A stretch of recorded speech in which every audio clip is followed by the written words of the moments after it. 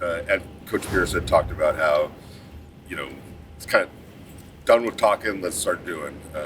Put more action to that rather than words. You kind of agree with that sentiment that it's time to start doing it more on the field and talking about it? I think definitely. I think definitely think about myself, got to execute better, especially, in situational football during the game. And so, yeah, that definitely resonates with me. I think our guys are hungry to do that, but I know that starts with me. So I've, been able to look in the mirror and, I know I got to do a better job at that.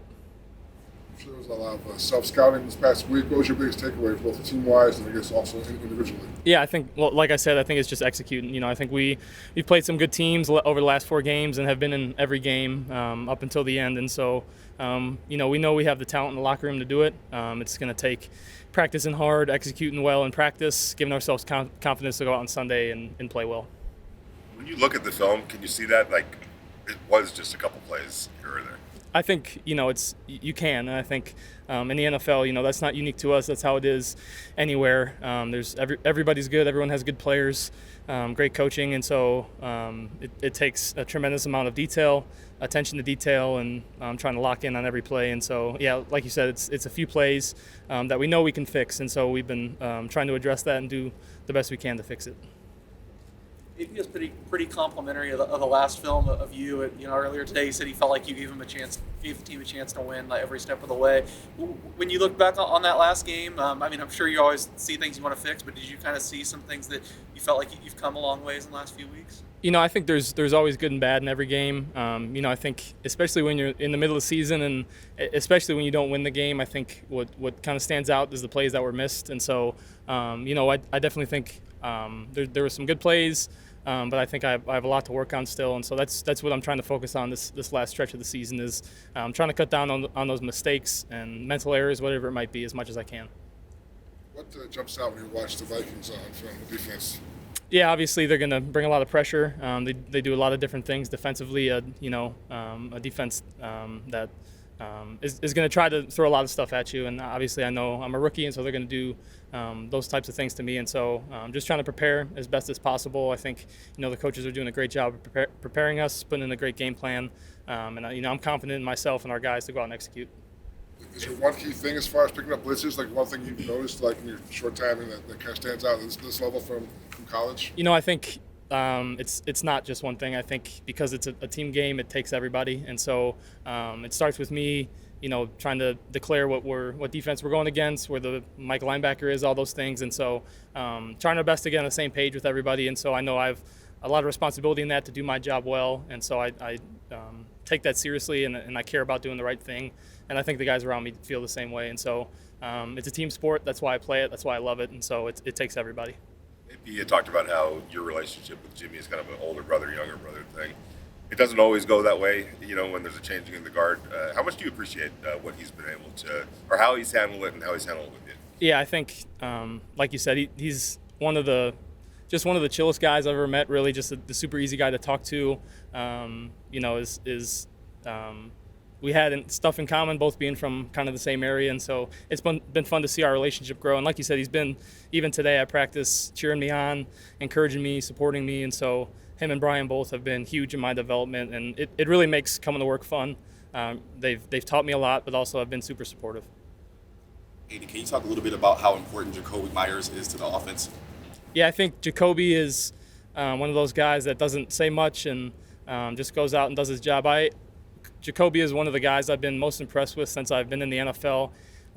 He practices like his hair's on fire every single day, works extremely hard, and I don't think I've ever heard Jacoby complain about something or make an excuse. He's always saying, that's my bad, I got to be better, and so it's not surprising to see all the success he's had. He's a great teammate, a great guy, and obviously a great player. This is your first bye week in the NFL. Did you do anything? Were you able to unplug a little bit?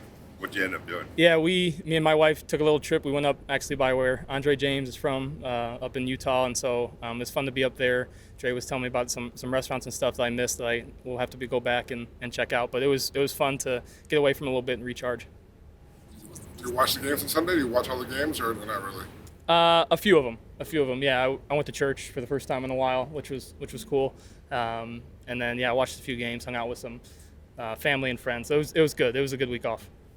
just a coincidence you wound up at Andre's home area, or did he sell you on it? No, it was a coincidence. Yeah, full coincidence. It was, something I didn't know. I wish I would have checked in with him more and gotten some more pointers and stuff. Maybe next time, though.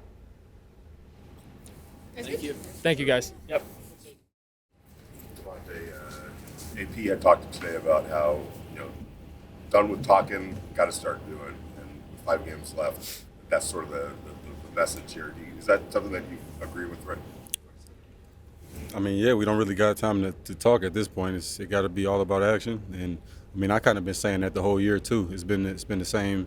We definitely aligned on that, and I think that the whole team kind of realized where we at right now, and it's we made it a little tougher on ourselves, but it's still everything is out there in front of us. So we just got to find a way to finish the right way. When you look at the film, are the answers there? Do you feel like the answers of why things haven't happened? Yeah, I mean, from what everybody is saying out there, it's kind of true. Like we are close. Like we right there, and it's just a matter of learning how to finish. And it's been kind of the same pattern since last year of just learning how to finish these games. We had opportunity in Miami. We weren't necessarily up, but we were up this past game and gave it away like we did to them the year before at their place. So we just got to find a way to hold on to these leads and build on them and stay aggressive as coaches and as players. When it comes to Kobe, is he a pleasant surprise? Is he as advertised as your kind of running mate out there? Or what is it about him that makes him who he is? Well, I say he reminds me of like where he is as far as his respect level is like where I was maybe like a year, maybe like my fourth year in the league.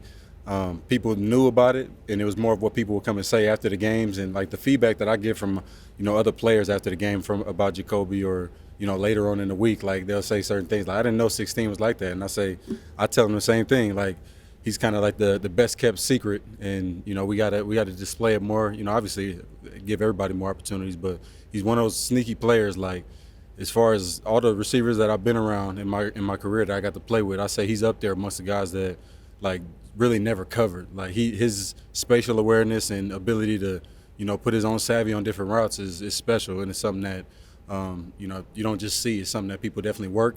Part of it is just his genetic makeup, but he works real hard at it and takes a lot of pride in his route running. So I mean, it makes it a lot easier on me when he hits a big one like he did on the right sideline last game. We need more of that out of him moving forward, and the rest of the guys too. Are you able to unplug during the bye week? Do you feel like that's important, or do you kind of stay dialed in? No, I mean, you obviously want to keep your mind on the main thing, but I like to take a few days or however long you get off and just kind of step away from it for a little bit and just enjoy some family time and all of that type of stuff that it's obviously real late in the season too. It's just something that's kind of rare for teams to have a bye this late. Not rare for the Raiders though, but yeah, so it's good for me to step away, golf a little bit, maybe just I don't know, just unwind. As a player, what do you want to see out of Aidan the last 5 games of the season? I just want to see him play to the best of his abilities and just trust himself and do what he's been doing and do the things that, when he had a real good rhythm in preseason, just kind of remind himself of what he can do and just keep building. It's no pressure from any of us, and we love him and we support him through every step of the way, but just want him to be him and just be comfortable out there. Cool. Good.